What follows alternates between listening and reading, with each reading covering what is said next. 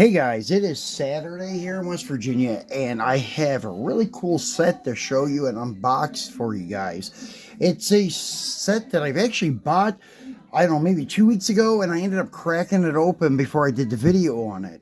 And I couldn't repackage it to fake the video, so I bought another set. I wanted another set anyways to put on display because the packaging is really cool, and it is this guy here.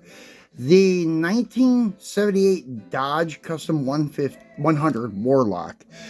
And this is a truck that I've been anticipating since M2 started making these 72 to 79 model Dodge pickups this time last year. And whenever they released that 6-truck set with the Little Red Express and then the Midnight Express, I thought for sure the Midnight Express was the Warlock until I got it in my hands and read, well, Midnight Express. And honestly, I wasn't really familiar with the Midnight Express like I was the Warlock, but that's because the Midnight Express is a very rare option on these step sides back then. The more common was the Little Red Express and the Warlock. So I guess that's why I wasn't familiar with them, because I was really never into these trucks when they were new. Well, when they were new, I was just a kid. Actually, I was born in 78, so this is my birth year vehicle. And anyways, throughout the 80s and 90s, I was more of a Chevy guy and always had hot rods that were Chevy powered or Pontiac powered, and muscle cars that were either GTOs or Camaros or Chevelles, things like that. And then when I was in my 20s, one of my friends, he got into Mopars, and I kind of started liking them and getting into them and learning more about them than I ever had. So that's when I started becoming more familiar with like the trucks and such. But when I was a kid, we always seen the Little Red Expresses running around the neighborhood, and a couple of times we've seen Warlocks. And then in the 90s, when they had the Ertl 118th American Muscle series, they still have it now, but when it first was launched in, I think like 93 or 94, one of their first trucks was the Little Red Express and the Warlock. So I bought them. I no longer have them, but I just remember this truck very well, and I was just so surprised that M2 didn't make one until now. But when they did it right, man. This is a very beautifully done truck and packaging, and it is very I don't know, nostalgic, because you have all the original ads here for the truck, and the way that they did the diorama, the truck with the two figures, they're even decked out in like 70s clothing.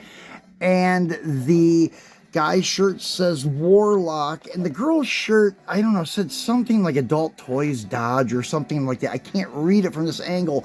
I have her here in a second. We'll look at it and we'll be able to figure it out. But this is the original ad that you would see in magazines. Dodge Warlock, it'll put a spell on you. Pretty cool. Then on the back side, you just have that written in really big letters, Dodge Warlock, it'll put a spell on you. And the licensing things and such stuff like that. But this is a very well presented diecast set, and that's why I said, man, why need one of these in the package? Because I kept my Challenger in the package, a Challenger diorama. So I think for the original Mopar, I will get one of these and leave in the package and one to open if it's trucks. Now, if it's cars, I'll probably just get one and leave it in the package, hang it on the wall. I'm not so much into getting the funny cars and all that stuff, but the original advertisements for like a Challenger or Super Bee or Charger truck or whatever it may be, I'm really into those. These are great looking items. So anyways, to get a closer look at this guy, we'll bring out the open one.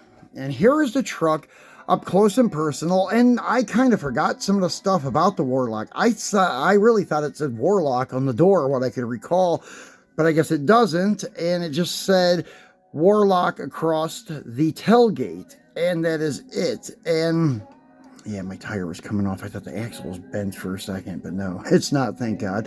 And then you have nice detail from M2 with the tail lights. They're separately mounted on little pedestals coming out the side of the bed. And they're not big and bulky like, say, the competitor that made this truck, Johnny Lightning. And Hot Wheels also did the Little Red Express and the Midnight Express. And those are pretty nice, but they're a little bit smaller than this. And then the gold stakes on the side, that looks legitimate. I think they were painted gold on the Warlock. Not 100% sure on that. I think they were. The gold wheels, however, could use a little more detail. That's the one thing I hate when MTU does this, because they have great looking wheels. For example, last year when they first released that Coca-Cola Power Wagon for Christmas, and it had those white wheels with no holes in it. And they did the same thing with the Snow Fighter ornament set. And they did it again with the Macho Power Wagon in the 6-piece set. And they just did it again with the Macho Power Wagon in the O'Reilly, or on the O'Reilly's exclusive.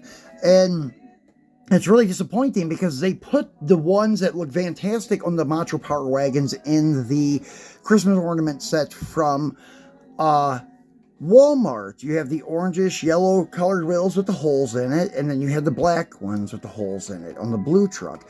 Now this truck, they should have had these little like triangle holes in it. They're kind of almost like wagon wheels, trailer wheels, I would call them. The way that they look, they were nothing fancy, but they were painted gold, and if we had the holes in them, it would be a lot better. It would bring out the detail a lot better. My truck has a little bit of bubbling on the door. Actually, I don't think it's bubbling. It's more of like dirt in the paint. It was just kind of a slight disappointment, but it ain't that bad. There's little tiny things like that I can deal with, especially when it's like $10 or less. Now, this truck was at the maximum. They are $10 a piece, and trying to get the hood open. We'll do that in a second. The front end detail is exceptionally nice on these trucks from M2. The one thing that I don't like, and I try to fix if I have enough axles from like model kits, I try to put a longer axle on these trucks because the track looks a little bit too narrow on the front and on the back. I don't do it to all of them, but sometimes, especially to the lowered ones that are slammed on the ground, I try to widen the track a little bit because of the fact that it just looks weird. It looks like they're tucked in way too far, especially even in the box. Like if you look at this one, it just looks like those wheels are sunken in a lot. But it's not that bad. It's something that can be overlooked, and it can be fixed if you open it and get a set of axles from a donor car or some wheel kits or something like that. Let me see if I can get this hood open. There we go. That was easy enough. Just tapped it a little bit and it popped right open. So there's your engine, probably a 360. Looks pretty well detailed, but it's all black, so it's hard to see down in there. And see if it's correct or not. I thought the blocks on these were blue, but I may be wrong. They may have been black in this like late 70s. But yeah, it looks really good. Nice looking truck. The pinstriping, everything's beautifully done. Really, really like it. Now moving back to the figures. These figures, if you didn't open one yet, one of these dioramas, these figures are just like the American diorama stuff. They are die-cast metal. And I'm trying to read her shirt. Yes, it's the adult toy from Dodge. The adult toys from Dodge. So that's what I was trying to read on her shirt. And as I mentioned, these guys are die cast, so they are heavy for little guys today. If you can hear that, it feels or sounds like it hits hard, like a heavy piece of metal, not some kind of little piece of plastic. So then you can see his shirt. It says the Warlock. So pretty cool that they have the matching attire on the figures also. So yeah, the guys, they don't stand up too good without, this is what I do. I take the PVC plastic from one of those packages like the diorama, and usually I don't leave them this big, but you can't really even see them when you do have them this big. This one's a little bit sloppy, but I put some super glue on her feet and put it on here, and you can cut it down a lot smaller than this. And you could be a lot cleaner than this with the glue. I got a little sloppy with this one, but over here it's on this dirt diorama, so really you can't see it that well anyways. You can't see that piece of plastic, and you can't tell that I messed up the glue. You can't see all the glue. Not overspray, but smear, I should say. So trying to get those guys to stand up. There you go. So yeah, I got to glue those pieces of PVC plastic on the bottom of them so they can stand up better. So that's it, guys. I just wanted to show you this fantastic set. If you have an opportunity to get one, get it. Get two if you can. In my opinion, they look fantastic. I would love to see the little Red Express done in one of these dioramas. Maybe even the Macho Power Wagon done in one of these dioramas. It would look great. So anyways, guys, not sure what's happening tomorrow. We're going to go to Walmart. If something pops up really cool, and I can't wait to show you, I'll make a video on it.